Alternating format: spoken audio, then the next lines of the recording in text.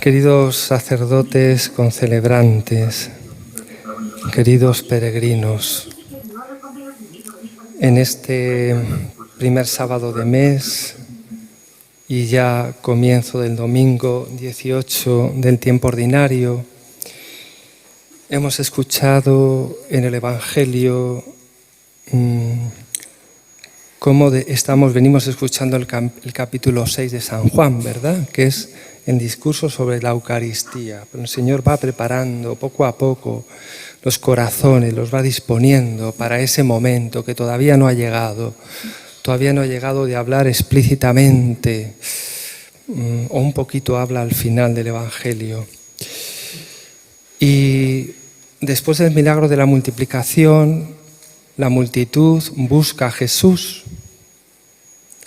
lo buscan, y eso pues es bueno, ¿verdad? Buscar a Jesús. Pero a veces buscar a Jesús no es suficiente. La pregunta es, ¿por qué buscan a Jesús? Y el Señor les dice claramente, me buscáis no porque habéis visto signos, sino porque comisteis pan hasta saciaros. Es decir, lo buscan por interés, un interés material, porque ha satisfecho sus necesidades, su hambre. Y esa búsqueda de Jesús tan superficial, porque era lo que buscaban, decían, vamos con Jesús que escuchamos, pero luego tenemos comida segura. Vamos y Él va a curar a alguno de nuestros enfermos. Venga, voy a ver si me cura a mí también, ¿no? Esa superficialidad no les permite comprender el sentido de ese signo, el sentido que tenía la multiplicación y que nos dice el Papa Francisco, es Jesús, comprender que es Jesucristo ese gran don, ese gran regalo del Padre para la humanidad.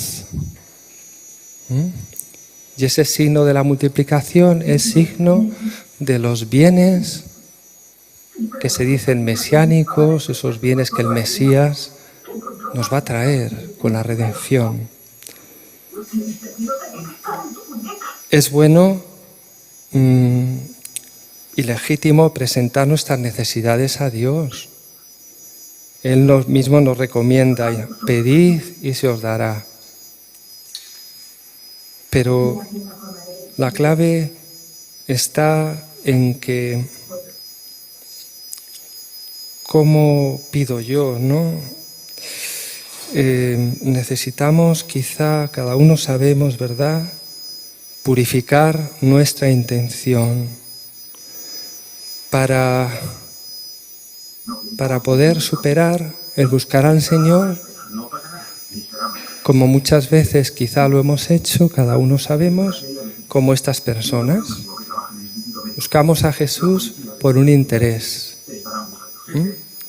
Un interés particular, que me conceda lo que pido, que me devuelva la salud, que me dé un trabajo, que apruebe los exámenes, que saque la oposición, etcétera.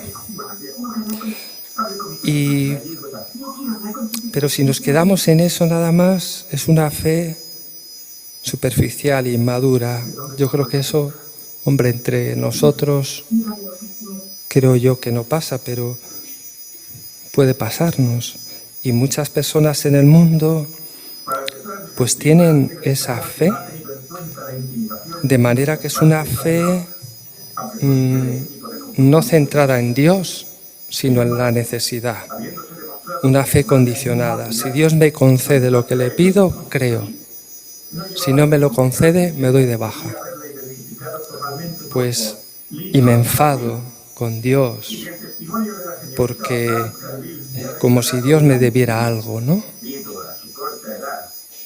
Y entonces, pues, cuando la fe es así, basada nada más que en ese interés, incluso cuando nos concede un bien, enseguida nos olvidamos del favor de Dios y nos olvidamos de Él. seguimos con la vida de antes.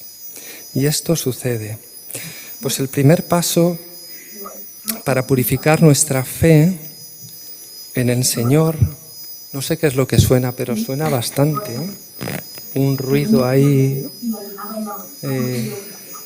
no sé si es algún micrófono o algo, pero es un poquito molesto.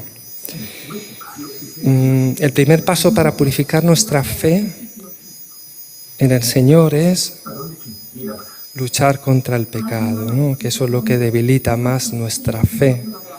Y nos ha hablado, nos lo ha dicho y nos lo ha mostrado San Pablo en la segunda lectura. No viváis más como los paganos, que no conocisteis a Cristo para vivir de ese modo.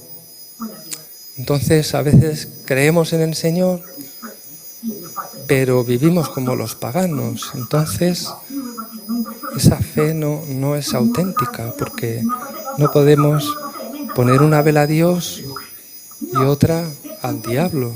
Seguimos con las costumbres paganas de nuestro mundo actual, ¿eh? Si vamos la misma vida de, pues eso, de mundo, demonio y carne, ¿no?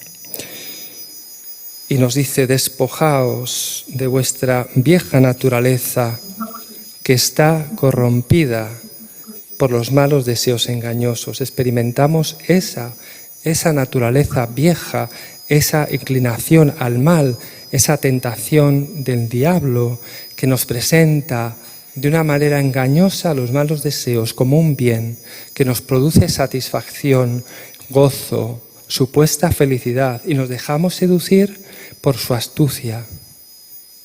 Nos dejamos engañar y el demonio siempre va de menos a más para hacernos caer en el pecado, para hacernos recaer de manera que se convierta ya en un hábito que corrompa el corazón. Por eso nos decía el Señor en un mensaje: grítales a los hombres que tienen que ir muriendo a sus gustos, a sus vanidades, a sus caprichos, a ellos mismos, para llegar a mí, y que crean en la palabra que soy yo, que creamos, que tenemos que combatir todo eso que nos cuesta, porque también estamos apegados al pecado, ¿eh? Y nos cuesta luchar porque sentimos un atractivo y queremos a veces, ¿eh? Siempre que pecamos es porque queremos. Y por eso San Pablo a continuación va a insistir: debéis renovaros en vuestra mente. ¿Cómo? Pues quitando sus pensamientos mundanos, pues con ayuda de la palabra de Dios, con pensamientos más de las cosas de Dios, de los santos. Radio María, por ejemplo, hace mucho bien, le hacemos un poco de propaganda. Radio María. Y renovaos en vuestro espíritu. ¿Cómo? Con los sacramentos, con la oración. Revestiros de la nueva naturaleza, la vida de gracia, creada a imagen de Dios, que se manifiesta en una vida recta y pura, fundada en la verdad, ¿no? Pues ese es nuestro trabajo, con la ayuda de la gracia. Pero también para que nuestra fe se vaya afianzando en el Señor y se haga más firme, necesitamos, nos decía la Virgen también, a Luz Amparo en otro mensaje, renunciar a vuestra soberbia y a vuestro orgullo y dejaros conducir por la verdad del Evangelio. Necesitamos dejarnos modelar por el Señor, que esto nos cuesta tanto, ¿verdad? Como el barro en manos del alfarero. Qué bien, el grillo se ha callado. Le han echado un poquito de lechuga y ya se ha quedado tranquilo. Entonces nos decía la Santísima Virgen esas palabras que hemos pronunciado, ¿no? Y nos cuesta, decía el Señor en otra ocasión, no despreciéis a Dios, vuestro Creador, porque os prueba con la purificación. No nos gusta la purificación, el dolor, pero fijémonos lo que nos dice. Dios os ama y por eso os corrige, hijos míos. A vosotros os gustan las alabanzas, no os gustan los sacrificios. Sin muerte no hay cielo, hija mía. ¿Cuántas veces te he dicho que hay que morir para resucitar? De manera que para poder afianzar nuestra fe necesitamos seguir el Evangelio, que supone humildad, renuncia a uno mismo, dejarnos modelar por Dios para ir aceptando lo que Él disponga. Como alguien decía, Dios sabe más y yo cada vez entiendo menos, pero el que es de Dios acepta lo que Dios dispone y acepta con humildad que le lleve por un camino tortuoso y tiene esa confianza de que será para un bien mayor y sabe que Dios le ayudará y que estará con él porque está haciendo su voluntad. Eso hace la fe madura, dejarse modelar por el Señor. Y la fe estará anclada en Dios independientemente de las circunstancias, prósperas o adversas. Cuando el Señor dice a las gentes, trabajad por alimento, no por el alimento que perece, sino por el alimento que perdura para la vida eterna, que os dará el Hijo del Hombre, el Señor no está diciendo que no sea necesario buscar alimento cotidiano y ni que se pueda mejorar la vida, pero sí nos recuerda, como decía el Papa Francisco, que el ser humano lleva consigo un hambre, otro hambre más importante. ¿Cuál es ese hambre?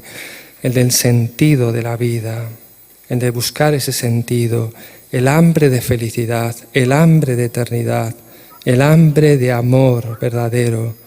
Y necesitamos buscar y trabajar para encontrar ese alimento que pueda saciar las necesidades del alma.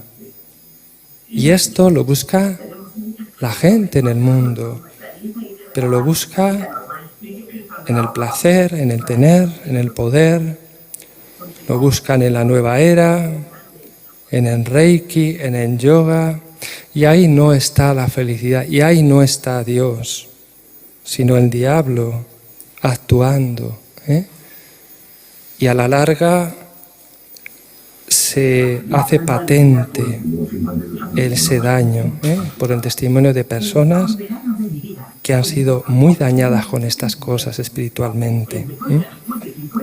Sin embargo, el Señor hoy nos dice una palabra muy importante, que solo Él nos puede dar ese alimento, solo Él.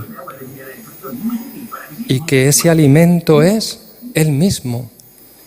Por tanto, es ahí donde tenemos que buscar, acercarnos al Señor. Él nos da ese alimento, el alimento es su persona. Por tanto, nos pide hoy que creamos en Él, que es el único enviado del Padre, que está presente en su iglesia, que Él es el pan de Dios que baja del cielo y da vida al mundo, da esperanza de vida eterna.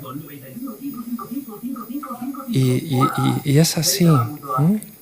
Por tanto, avivemos nuestra fe en el Señor, en su palabra, en su ejemplo, que está recogido ahí en el Evangelio, en su vida. Y procuremos imitarla, ¿no? Verdaderamente esa es la clave de todo, ¿no? Para que nuestra fe en el Señor crezca y se afiance.